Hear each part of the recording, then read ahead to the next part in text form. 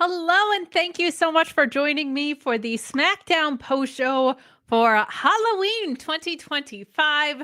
Happy Halloween, everyone. It is October 31st, and we are here to talk about tonight's episode of Smackdown. So, chat along with me, get in your super chats, get in your humper chats at humperchats.com, leave a thumbs up, or I don't know, I'll haunt you or whatever. All evil, like, that's what's up. That's what I'm gonna do because I'm the devil. I'm gonna fire and stuff, right? And evil. So I got that going for me. Thank you for hanging out tonight. I actually was downtown. If anybody watches me consistently, they know I've had some health challenges that have happened recently, and I've been somewhat like disconnected, I feel like, from my own life and community because I just don't have the stamina that I used to. But today I was able to volunteer in town and it was awesome because they were doing like meal kits and stuff for people who need them. And especially with SNAP benefits looming right now, there's a lot of people just like in the community that might need some assistance and just this time of year in general, right? So our town always has this celebration from like 4 to 6 and they do face painting and they do all these things and they had like these little things and there were all these kids around and I was like, oh, you can pick like what I should wear, and they were like, you should be the devil, and I was like, well, I don't know what that says about me. I'm out here trying to volunteer and I'm getting called evil, but it is what it is. Maybe they thought it was evil like from New Japan, and that's almost worse. I think I would rather be the devil than a guy that's constantly interfering in New Japan matches. But I hope everyone's had a happy Halloween. I hope you have gotten the candy of your choice to the maximum amount that you can have it. Tim asking, where's Kate and who is this devil? That, you know what? She took a night off. She's out doing Halloween things. And I just decided to inhabit the stream for a little bit. Real casual. I'm not like that. Not that evil, just here hanging out talking about wrestling. But happy gay Christmas in the chat, I think, is my favorite thing that I've seen. But please do get in super chats and humper chats. My cousin is in the chat.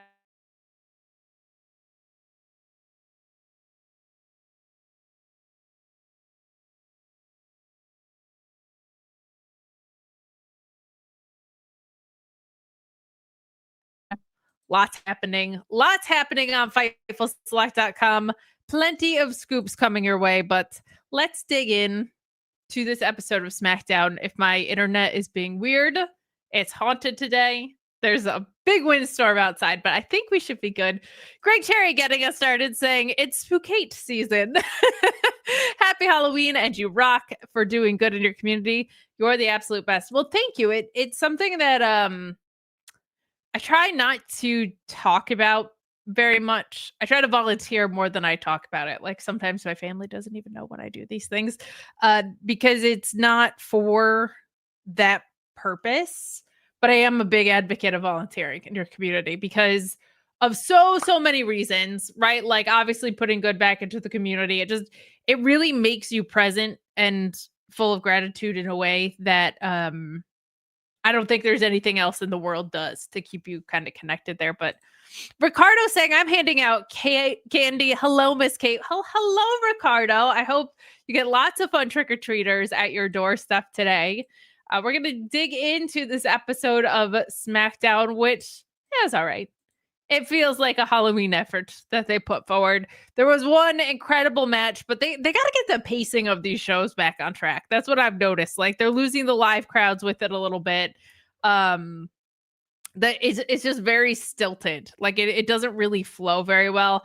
I think the main event angle went the way that it was supposed to. This has felt pretty hot going into it. I feel like there's a real possibility that Cody could lose, which is exciting. I don't know if that'll be the case, but they've done a good enough job at least of convincing me of that. So I definitely appreciate the fact that I talked about this the past couple weeks. Like it feels like the performers went out of their way to make this feel like something that has some animosity thrown on it. And the creative kind of caught up today. Like we had Drew McIntyre playing his final chess pieces, things like that. So we're going to dig into all of that and more. But let's start off with this Tiffany Stratton and Jade Cargill face-off because that's what they started with. And darn it, this devil is out to go chronologically today. We got Tiffany just, kind of fuming about Jade's attack last week. And she wants to fight, even though she's not cleared, allegedly. But Nick Aldis tries to stop it. Tiffany ignores him, and Jade comes out in kind of this Catwoman style gear.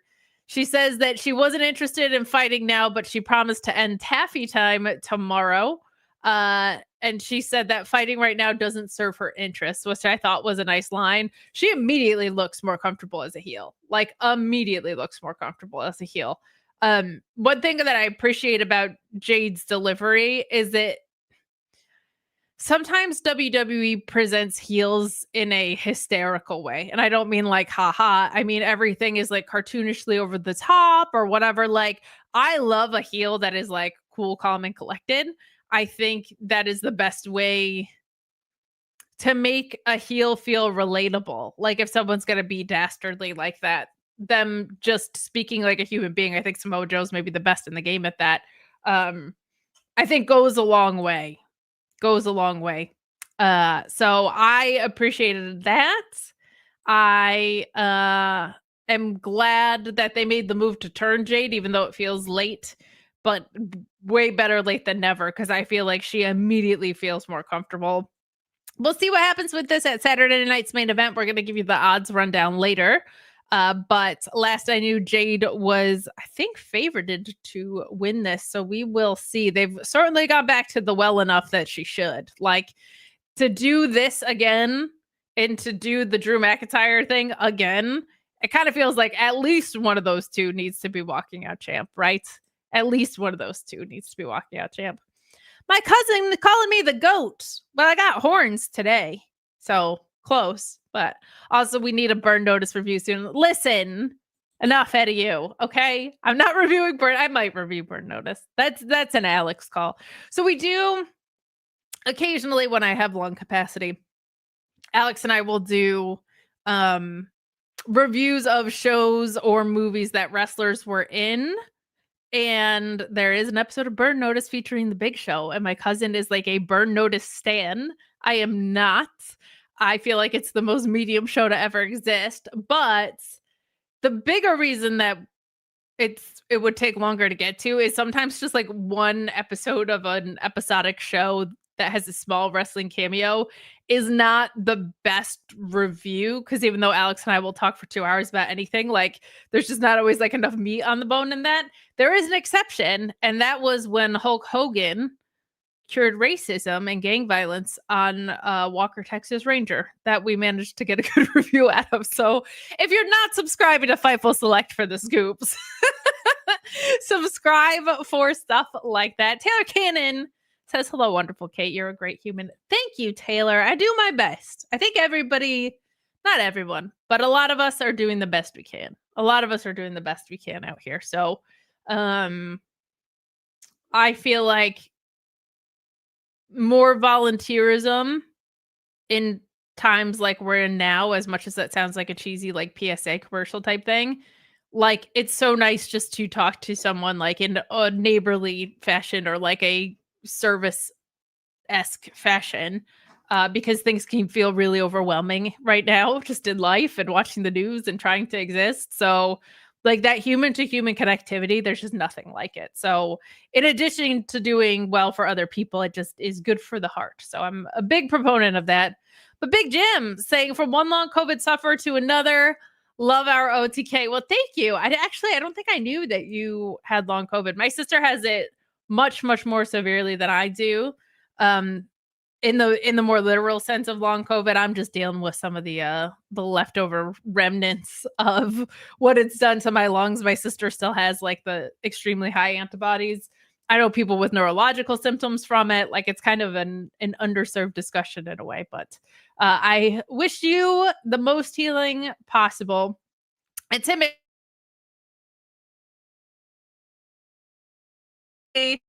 we can come back. Obviously, I didn't watch Smackdown because I'm a good Canadian. How was Smackdown? It had one outstanding match and some decent other stuff. But the pacing of this feels like we gotta get that back on track as much as anything. But we had that opening segment with Jade and Tiffany, and then we go right into our US title match. And honestly, since Sami Zayn brought back the US title open challenge, it's been the best thing on SmackDown. And it's continued. As much as I hate the fact that like none of Sami's matches had clean finishes in them until he lost, like it's just the highest caliber matches in different ways, right? Like Sami is just so good at being a babyface in a match from a storytelling perspective. And Ilja is too, don't get me wrong. He tells a very complete story, but his like physical in ring really like blows me away every time I see him. And tonight that was absolutely the case with Nathan Fraser. This is kind of what you would want out of this because you have such a collision in styles here.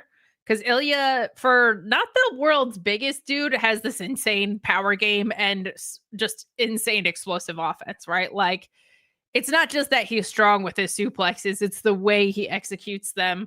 It's the way he executes chops. There's just this extra grit on all of it. And Nathan Fraser has obviously this insane high speed, mile a minute offense. We get a huge frog splash from him in this. And Ilja just countering with power stuff. But to me, the close splash for a near fall.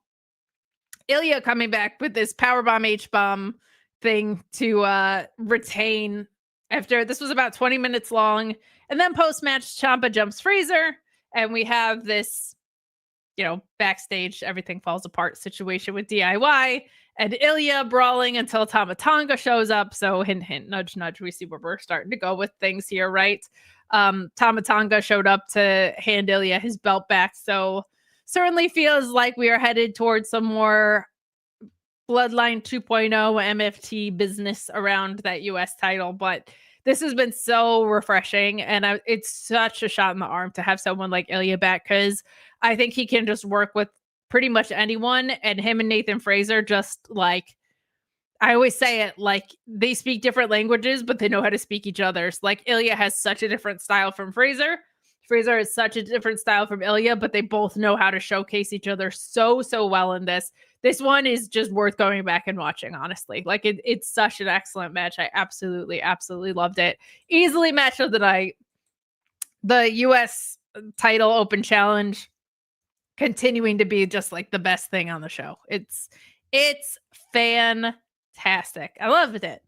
Ilja is such an interesting one too, because in the same way, but different, right? Like Sami, it felt like you could leave that title on him for a month. You could leave that title on him for a year. And it's a good idea because whoever beats him is going to get a great match and a bump up the card out of it. And Sami is kind of infallible. Like he can go on to do whatever's next. I would like him to win stuff. Like I don't think Sami always has to be such a loser. Like it would be nice. I wish he was in that World Heavyweight Championship tournament and went back. I wish Sami Zayn had said, Seth Rollins sent me to SmackDown to prove that I could win, and I did. Now I've dropped that title and I'm getting back into the World Heavyweight Championship picture. And then he just wins. Just do that. I don't get it. I just want Sami Zayn to win. Because then Sami Zayn could carry it through Mania. And then when Seth gets back, Seth could beat him. And oh my gosh, the heat out of it, right? Or whatever. Like, I just feel like this obsession with keeping Sami Zayn away from a world level title is just silly. It's just silly. Just give people what they want. Certainly could be that like Punk wins it and Sami wins Rumble in Saudi. But to me, it feels like Jey Uso's going to win it and then Roman's going to win Rumble. That's how it feels. Maybe they'll make it a triple threat with Punk, but that's how it feels. I don't want that. But that could always be like, and then we'll leave the door open for The Rock to show up because they love to leave the door open for that guy. Despite what happened with the Cena stuff, there's never going to be a time where they're like, bringing The Rock back to our programming is a bad idea. Like, that's just not ever going to be the case. So, if you're like, Kate, you seem biased and like you're rooting too hard for Sami Zayn, I am. I love Sami Zayn with all my heart. If Sami Zayn were like, hey, I know we've never met, but would you like to marry me? I'd at least have to think about it and probably say yes. Like, come on. You know? I don't know. I don't know. Let's move on, though. More to talk about with this episode of SmackDown tonight, but I'm out here with my devil horns on, and I'll tell you what. Not everyone's feeling horny all the time. You know what I'm saying? Sometimes people need a little bit of help in that department. Not everybody just shows up horny to stuff. Blue Chew's got you covered. Have better sex with Blue Chew. Blue Chew is the original brand offering chewable tablets for better sex. These erection-enhancing tablets help men achieve stronger, longer, harder erections for sexual activities. Be ready when she needs it and get your first month at Blue Chew free. Great sex is just a few clicks away. Sign up at BlueChew.com. Consult with one of their licensed medical providers, and once you're approved, you'll receive your prescription within days. Blue Chew tablets are made in the USA and shipped directly to your door. It's all online, no awkward in-person doctor's visits or pharmacy visits. Blue Chew won't stop till every man is bricked up like a brick house. And no little piggy is going to, well, I guess it's the big bad wolf that blows it down. Wolf, beaver, whatever. It ain't getting blown down. Something else will get blown. Make life easier by getting harder and discovering your options at BlueChew.com. We've got a special deal for our listeners. Try your first month of Blue Chew free when you use the promo code FIGHTFUL. Just pay $5 shipping. That's promo code FIGHTFUL. Visit BlueChew.com for more details and important safety information. And we thank Blue Chew for sponsoring our podcast. Fun fact, Sean recorded like 9 trillion new reads. That might be a slight exaggeration, but I love it when Sean records new reads because I get to find out what he says with you guys. Like, I like that. I like not knowing what he's going to say because it's going to be more outlandish than anything I say. Oh, man. Guys, let's keep working through this episode of SmackDown. Thanks for hanging out with me. Let me know just in the regular chat how your Halloween was. I'm not like, I hate Halloween, but I'm not into it like some white girls are, to be honest. I am more the Thanksgiving, like holiday season breed of white girl. Like I like my pumpkin spice. I get into the spirit of Halloween, but like down the middle, I'm like the Thanksgiving Christmas season type gal with that. Also, many of you are keeping me updated about the Blue Jays game, and I appreciate that because I am rooting for Don Mattingly. So Greg says he dressed as a defensive coordinator for the Steelers with only one play in my playbook. I think I actually saw this. I can't remember if I liked it or whatever or not, but I did laugh out loud at it. I think you posted it, I want to say on Threads. I think I saw it, but I LOL'd as a fellow Steelers fan because there's some talent on that defense and the schemes are limited. But speaking of limited playbooks, Carmelo Hayes versus Kit Wilson. I believe Pretty Deadly dressed as each other. I don't know if that picture was from this year or not, but I did see a picture of them dressed as each other, which was pretty cute. But Carmelo Hayes and Kit Wilson. This is just a quick TV match. You have Kit getting in some early offense, but the Miz gets involved behind the ref's back. But Hayes still pulls out the win with the first 48. Miz dropped him after the bell with the skull-crushing finale. Thank God we're keeping this going, huh? What a great use of Carmelo Hayes. I have said so many times on here that this is a waste of Carmelo Hayes' time and talent, and that's a waste of all of our time as a viewership, that now I'm just going to go so far sarcastically in the other direction because I don't know how many ways I can say, cut this shit off. I'm done with it. So I'm just going to say, wow, who could have ever seen this coming? What a clever idea by The Miz. Seems pretty dastardly of him, but that's The Miz for you that we've come to know and expect. He's kind of that chicken shit heel WWE programming that would do underhanded stuff like this. But I'm just so glad with the rich history between Carmelo Hayes and The Miz that this is continuing, because the roots of this feud go so deep and it's been so effective in moving Carmelo Hayes forward, and definitely a great use of... I can't do it anymore. Can't do it anymore. I tried to pretend. Can't do it. I should have been half an angel and half a devil. And then, like, if I thought something was good on SmackDown, I could have done this. And if I thought it was bad, I could have done this. But I didn't have time.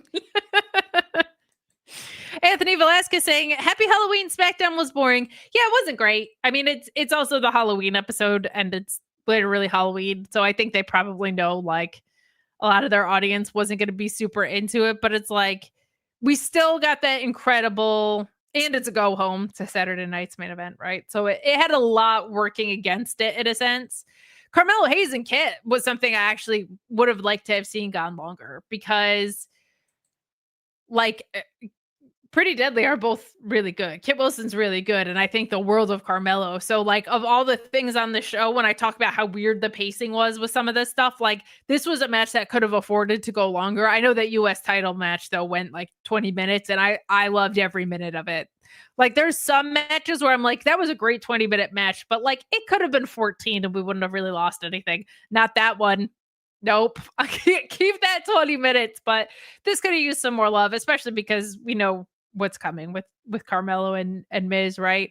I really liked Carmelo's promo. I think it was last week, where he was like, I actually have a lot of respect for the Miz as a Grand Slam champion. He was like, but he put his hands on me, and I'm a man, and if you do that, I have to fight you, because, like, I'm a man and I stand up for myself. Like, I loved that as a babyface promo, because one thing that I heard, I think this is a Jerichoism. Jericho said in one of his books that, like, if you are a heel and you go so far out of your way to bury your opponent, by the time you beat them, it doesn't mean anything, because you have positioned them to be such a chump on the program, right? So, like, big whoop, you beat someone who you've said has sucked this whole time. So then you just prove to the point that they suck, right? So I think I like Carmelo saying that, because I would certainly hope, gonna win this feud. If not, he should follow Andrade right out of here. But I like that he was like, built him up, especially because the Miz just hasn't been like around all that much over the past couple years, because he's been killing it doing a bunch of other stuff. So for him to, like, remind everyone last week that the Miz is a Grand Slam champion, that he does have some value, will help him down the line, because when Carmelo beats him, it'll mean something. So I like that. He's trying desperately to make this something that is passable. So, man. Tim McPhail saying, can we just book Melo as a top guy and make money? There are some wrestlers, Tim McPhail. You've probably heard me say this, because you are a loyal watcher of the show, and I appreciate that. There are some wrestlers where I look at the wrestler and I go, if they were on my roster, I would simply choose to make $1 million with them. And I feel like Carmelo falls into that category. I feel that way right now about Zarya too. Like, they got cutesy with the story with her and Sol Ruka, but when she showed up, I was like, I would just simply choose to make $1 million with that woman. I just would. Like, I would have her wreck everybody, kick ass, put on amazing matches. I would just choose to make a bunch of money. Carmelo's in that same category, where I'm like, I don't know what you have against making a bunch of money with your own performers, but I don't know. Shout out to Mini Portables. If you're familiar with her game, she is also in the championing Carmelo camp, which a lot of people are, I gotta say. But she did like a little TikTok video of it was like couple costumes, and she was like, you could have Carmelo Hayes in a blank piece of paper, because that's what they got for him all the time. so there you go. I wish they would do something that felt meaningful with him. Kind of bums me out every week. Nice to see Kit getting a rep, though. I like Kit Wilson quite a bit. Well, we should move on to this, which is unfortunate, because Alexa Bliss with Charlotte Flair in her corner and Nia Jax put on a match that it just wasn't good. It just wasn't good, which is kind of nuts because Alexa and Nia have worked together a lot. And I feel like Nia has been so much stronger this run than she has in her past runs. And I'm happy about that. I'm always rooting for wrestlers to be better than they had previously been, even if they're not like my favorite in ring. But Nia, like introducing power submissions and all these things, I feel like has been such a nice addition to her repertoire. I'm always for bigger wrestlers, like bigger physical wrestlers, especially gals, but any bigger wrestler, using more technical moves than just like, look how strong I am. Because if submissions are properly applied by big, strong people, they should hurt more and they should be almost impossible to get out of. So when I see bigger wrestlers using certain holds, like, oh, it makes me so happy because if you watch me, you know I'm a technical nerd about stuff. But like for some reason on American television, especially, like if you're bigger, that means like you just do big guy moves. And I think it's such a more well-rounded base when you include power submissions. And Nia like expanded her repertoire in that way. This match just was bad. Like, unfortunately, and I don't even know if it was anyone's fault. It just kind of dragged, and there was definitely some miscommunication that was happening there. Alexa does pick up the win, so there's momentum with that tag title picture, I guess, here. But Nia was in control of a lot of it until a distraction from Charlotte's there, which lets Alexa hit a low drop quick and kick and a roll up for the win. It was weird because it felt largely like a chemistry thing, but these two have worked together so much. They're real life friends. So maybe it's almost one of those things where you psych yourself out. I don't know, but it was it was one of Nia's worst matches since coming back, and I had higher expectations because of how rich their history is, I guess. So unfortunately it just didn't click, but sometimes that happens. There's like always, I think as a wrestling fan that's well-intending, you kind of look for things of like, why did that go wrong? And sometimes it's just like the chemistry's not there. I remember that with Charlotte and Asuka. Like it took them, they're two of the very, very best in the world. And like in-ring wise. And it took them 3 matches to get it right. And I think that was a Mania match too. And I was like very, very much looking forward to it. And I was like, didn't click. And then the second time I was like, they're just not clicking. And then the third time I was like, oh, this is awesome. So sometimes that just happens. But it is what it is. It's a bummer though. Like I'm always rooting for, A, women's wrestling in general, and B, like Nia's had such a refreshed run this time around that I want it to stick. However, I would like for the tag champions to be wrestling tag matches and other women's tag teams to A, exist, and B, be in contendership for things. That would be neat. Wouldn't that be nice if the women's tag division ever really existed? But not so much. We got a backstage with Solo Sikoa, who spends a lot of his night picking fights, quite frankly, arguing with the Motor City Machine Guns. He is dismissing Nick Aldis. He's setting up Rey Fenix and Tama Tonga for next week because they have no idea what to do with Rey Fenix except for tag partner roulette, which is weird. But the Wyatt Six have another like blink and you'll miss it kind of appearance in the background. So they're hanging out, being creepy and weird. I don't know if you guys saw Nikki Cross at AAA, but she did this spot where blood just started pouring out of her mouth, and it looked incredible. Like a lot of times those spots look like that's the fakest blood I've ever seen, or to actually break whatever the capsule is. There's like a tell on someone's face or whatever. Like there's always something that's just off about it. Hers looked like she just started bleeding from the mouth, and her facial expression that went along with it. It's like so good. I would love to see her on SmackDown programming. I would have thought the Wyatt Six would have had like a bit more overwhelming of a presence, it being Halloween and stuff. I was kind of hoping for that, kind of expecting that, but we didn't have a ton of that tonight, which is kind of a bummer. But I'll tell you what we do have. And that's a ton of money to save you guys on NordVPN. There's some business going on with ESPN and YouTube and Disney and their media rights relationship. I gotta say, I am so sick of having to give a crap about who is on what platform. I wish we just had cable back, but cable is like $200 a month, so I don't want it. We've all gotten priced out, and then the streaming services that we're supposed to have are getting basically as expensive, or at least as expensive as what cable used to be. So it's not saving you any money, and you have to log into 9,000 freaking things, and it's annoying, and I don't like it. But you know what? A lot of my stress is relieved because I'm a NordVPN user. I've told you about all the ways that NordVPN.com/Fightful is beneficial to wrestling fans. And that's just on the basic tier. It works on all devices, all operating systems, allows you to change your virtual location to appear from anywhere. But there's so many more other features. You can keep your files protected with a private cloud. You can secure your passwords with a password manager as well. They have cloud storage. They've got MeshNet where you can connect to a remote devices safely and create your own private network. They have VPN servers in 127 countries. They have Threat Protection Pro. You can block malware, trackers, and even ads when you're not connected to the VPN. It's got the ultra-fast connection, dedicated IP, a data breach scanner, and a 30-day money-back guarantee. So for some reason you think you don't like it, you can get your money back.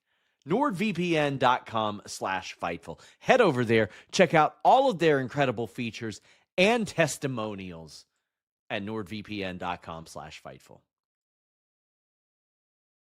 NordVPN, so good to us. We've been really fortunate to have them on board for literally years now, and they've really invested in our relationship.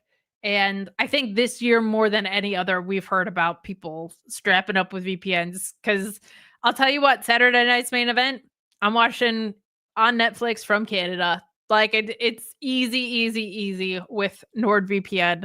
You save so much money on pay-per-views. You save so much money on not needing ESPN Platinum level, whatever tier, plus premium, unleaded, whatever it is with ESPN. So I can't say enough about them. It is totally worth it. And the code Fightful genuinely does save you a lot. We had someone in here the other day that was like, I actually had a VPN. I think they actually had Nord, and they were like, and then I liked it. I tried it for like a month without the code, and then I knew I wanted it long term, so I used the code Fightful on like a 3-year or whatever plan, and they saved so much money. So we love hearing that. We love hearing that. They've sponsored the Fightful Awards. Last year, they were our present sponsor. They've been with us for a long time, and I can confidently say from the user perspective, they have saved me a lot of login fatigue and money. Ryan Ben asking, is there anyone more utilized than Nikki Cross? You could make the argument for Carmelo, but he is at least on TV every week. Nikki, I said a couple of times, but like it kind of bears repeating at this point. Like she felt like the focal point of that group before Uncle Howdy got injured. And even though he's the leader of the group, she was kind of the one that was, I think, doing work that was just taking everybody's breath away. Like she was really incredible on the character side. I wish there was an in-ring side for her. I think people just kind of like assumed it was going to be her and Alexa, and then Alexa went into this angle with Charlotte, which I feel like did wonders for both of them, really. But that kind of left Nikki like somewhere just in the ether. I would love to see her get some matches on TV, but because it's like weirdly geared toward the men's tag division, it doesn't feel like we're going that way, which is a little bit of a bummer, honestly. A bit of a bummer, but we are continuing through this episode of SmackDown. Get in your super chats and humper chats. Appreciate you hanging out on this Halloween. Was anybody anything fun? Did anybody see any really good costumes? I saw there was one, because I'm a baseball girl, if anybody knows the Randy Johnson hitting a bird with a fastball story, I saw one that was Randy Johnson and like a bird that was bleeding. Very funny. That was a good one. Hey, I'll tell you what, while I was downtown, This made my heart sing so loud. I was so happy. There was a little Orange Cassidy, and nobody knew who he was. And I knew who he was. And his mom was so excited that I knew who he was because he was just explaining to everyone who Orange Cassidy was. And his mom was like, like with a wrestling costume, we didn't know if people would get it. And he was like probably 6 years old, maybe 7.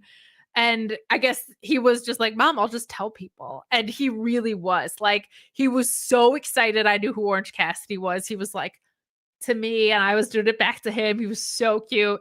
His mom was like, he made me buy the blonde wig and everything. Like, it was so adorable. His best friend went as Cody Rhodes, but his best friend goes to a different school. It was a whole thing that we had to talk about. But he was so like, couldn't believe I knew who he was. And then like people would walk by and they were like, oh, who are you? And he was like, I'm Orange Cassidy. He's a wrestler and he's really cool and he's really good, but like he doesn't really care. Like it was just the cutest thing in the world. He had his hands in his pockets and he had like his bucket. It was just one of those like pumpkin buckets.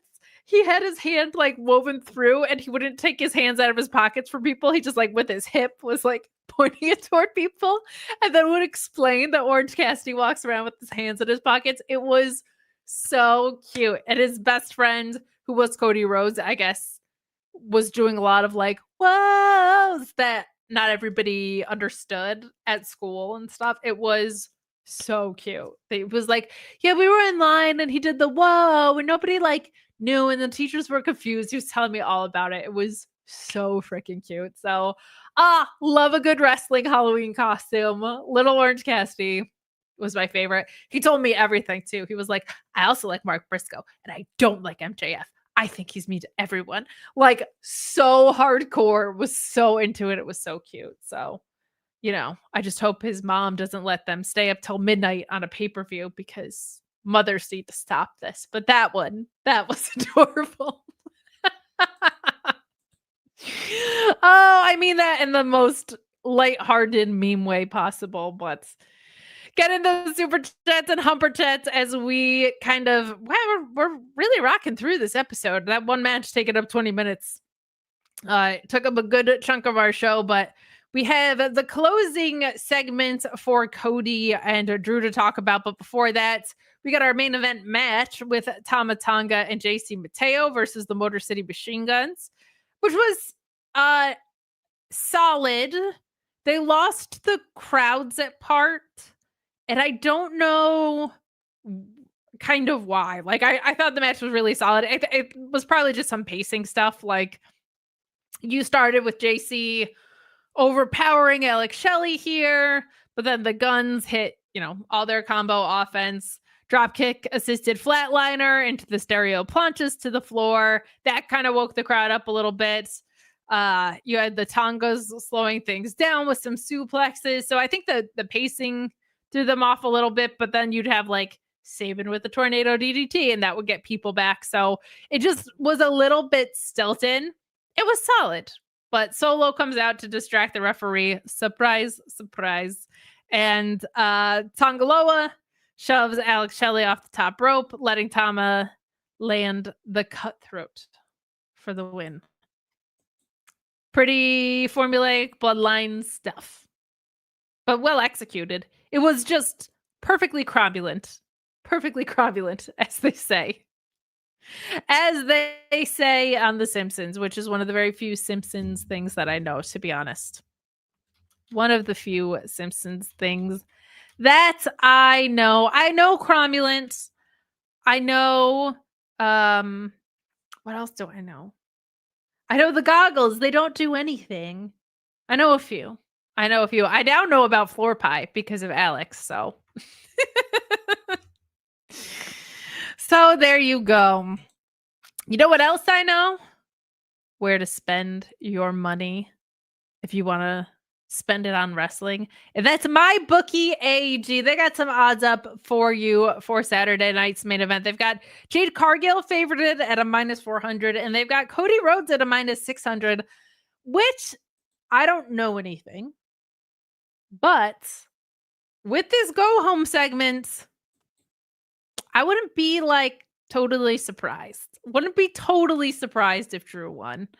But I'm going to let Sean Ross Sapp tell you more about MyBookie AG and all that they can do for us and you.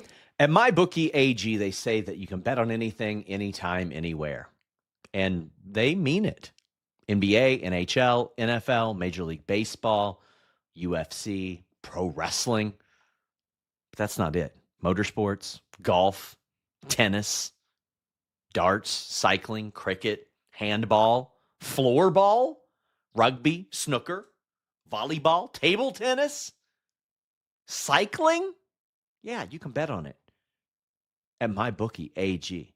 They got the best support system in the business. We only want you to bet what you can, and please bet responsibly.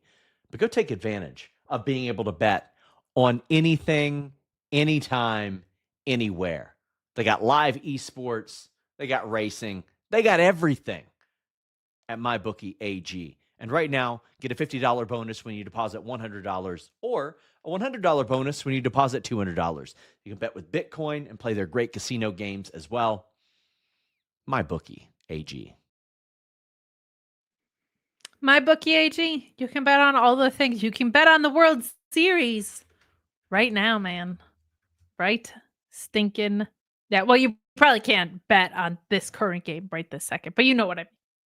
You know what I'm saying. This one's going to go 7 games, I think. Not mad about it. Should be fun.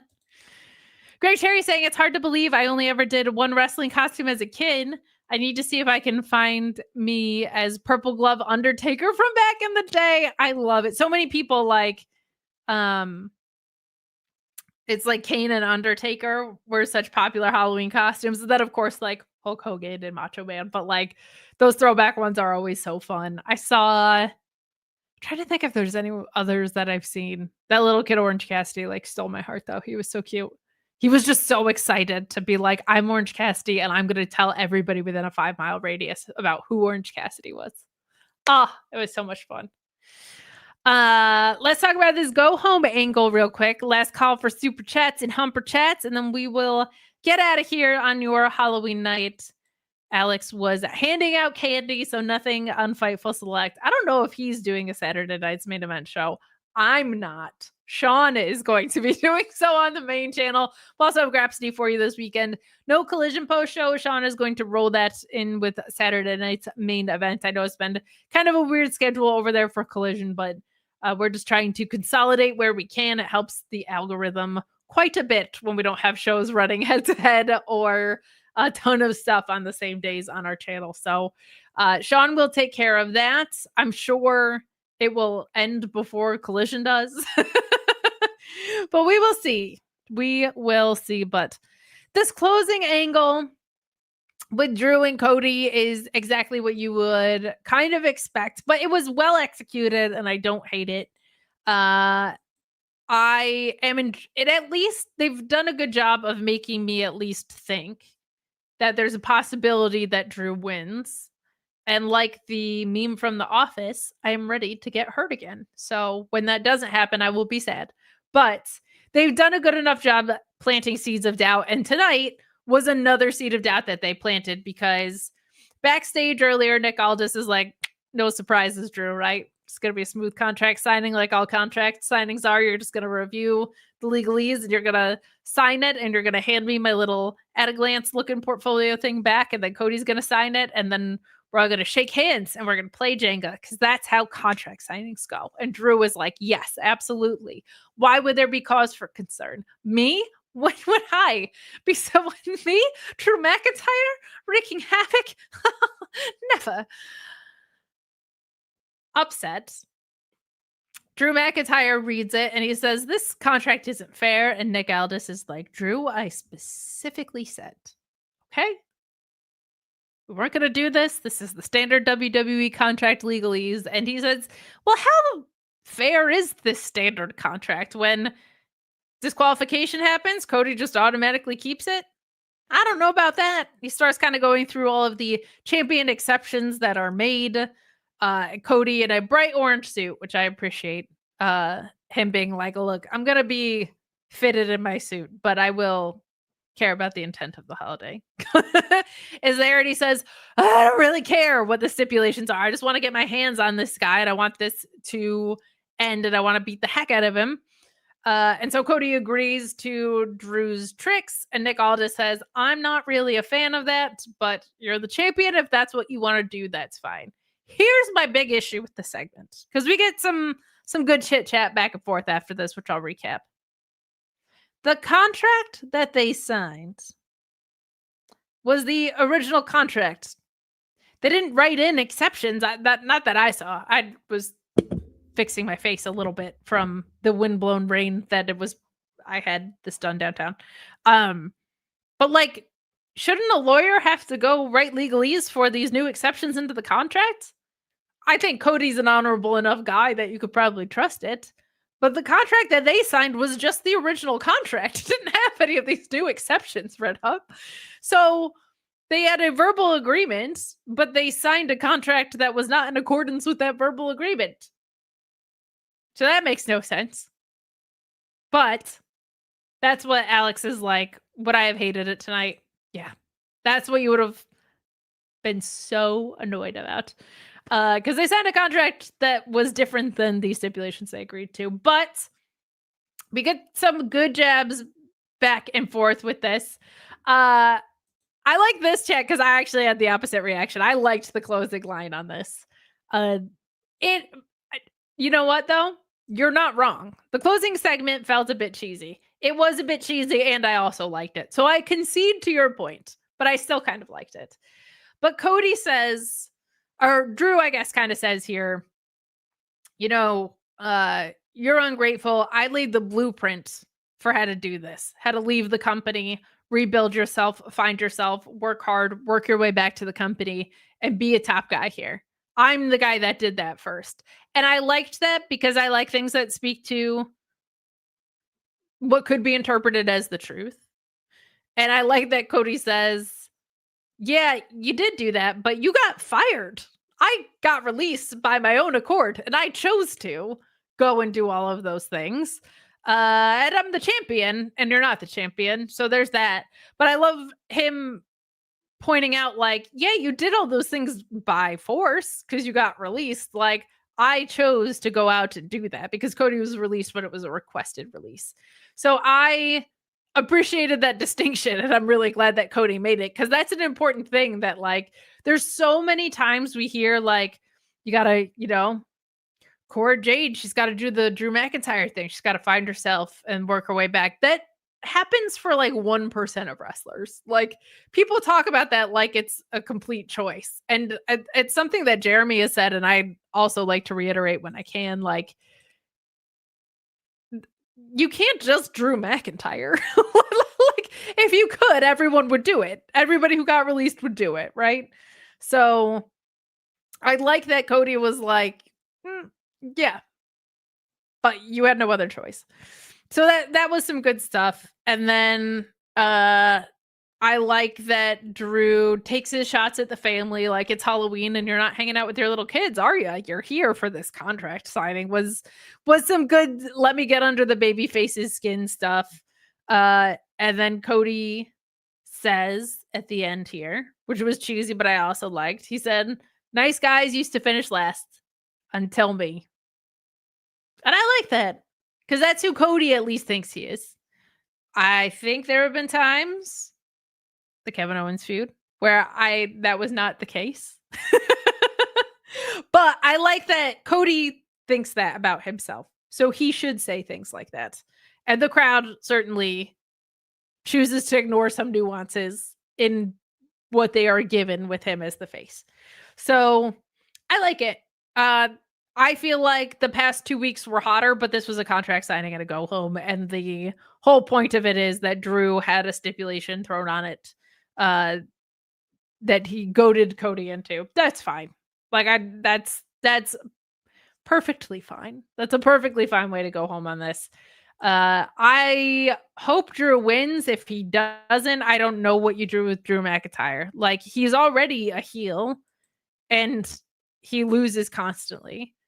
LA Knight loses constantly. So I don't know. I don't know what you do with Drew if he doesn't win. The DQ is interesting because I think Cody is a really strong chaser over champion. This run is a little different. I think it's much better than the last so far. But Cody winning it back at Rumble, wouldn't be mad about it. Drew finally getting to have the title again would be good for him and for the product, I think. Randy Orton coming back and causing an interference could work. Could work. Though I think he's the guy that took out Fatu. So we'll have to see. We'll have to see what they have in store for us. But that's how we go home. That's how SmackDown ended tonight. Ilja and Nathan Fraser, fantastic. Everything else, it was a go home. It was a go home. Glad Jade is a heel. That's the other kind of good thing. Like, she just seems much more comfortable in that archetype. Like, she just feels like she's there to talk her S word, as it were. So, I feel like at least, if not both, Drew or Jade has to win tomorrow because they cannot keep going back to these wells and having them be unsuccessful. So we shall see. But we're going to wrap it up here. Thank you for hanging out with me tonight. Cresta will be back next week. This was supposed to be her big return show, but knowing Cresta, I should have anticipated that she would be having something fabulous to do on Halloween night. So she will be back for a fresh slate in a new month in November. Thank you guys for chilling with us. Sean will have your Saturday night main event post show on the main channel. Alex has said Sour Graps tomorrow night after Saturday night's main event and Collision. So he will have that going for you. I am very much not able to do that medically. So that this week showed me I am not as ready as I was hoping. But that is okay. We are on the path back to it. So Alex will have it for you on FightfulSelect.com. Hang out there for all the scoops you could want. There's also a Discord where you can hang out. Sometimes during shows, Sean just posts scoops in the Discord. He doesn't even bother to write something up about it. He's just like, boom, knowledge, Discord. So worth joining right there. FightfulSelect.com, our lifeblood. It's also where you can vote for the Fightful Awards. So before I got out of here, I will also plug the Fightful Awards. Greg Terry is going to be a sponsor of the Fightful Awards. Why aren't you? Why aren't you? Just saying. But it is $100 category. Get a whole bunch of perks that I can tell you about if you email me at kate@fightful.com. We can answer all of your questions about it, but you get full ad read. You get inclusions in all of our descriptions, YouTube description, audio platform descriptions. You get call outs on social media to, gosh, now well over 500,000 followers. So you get a lot of bang for your buck, the most that we can. We recognize that it's a lot of creators that help sponsor our Fightful Awards, and we want to be able to maximize your dollar as much as we possibly can. So if you're interested, please email me. But voting is a Fightful Select subscriber privilege. That's how we keep some of the riffraff out.